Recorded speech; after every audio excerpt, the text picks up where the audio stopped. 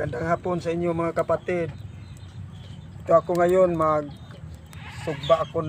mag-ihaw ako ng isda para panghapunan namin. Itong isda nga isda. At saka yung isda nga talad. Para panghapunan namin ngayon.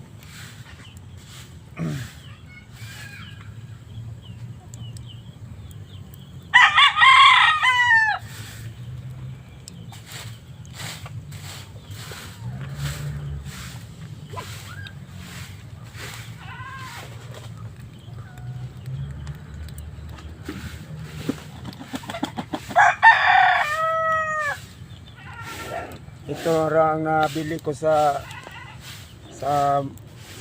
merkado sa Marigondon mga kapatid, kasi ito ang presko nga isda. Yung iba parang nakainom ng isang container nga bahalina. Kasi ito ang magandang tingnan ang mata niya. Hindi pa nagapula-pula. Hindi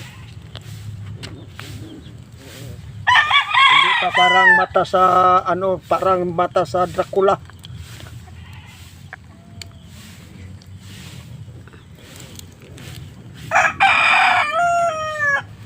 Kaya ang ibang isda diyan parang adik-adik na mga kapatid. Namula-pula ang mata. Kaya hindi na yung pagkain natin, hindi na yung malasa. Wala nang lasa yun. Ito, presko to nga isda. Pagkain natin to, matamis-tamis ang kanyang unod. Malambot at saka matambok, mataba. Makapa-energy to sa ating katawan. Pagkat presko ang isda, kakainin mo,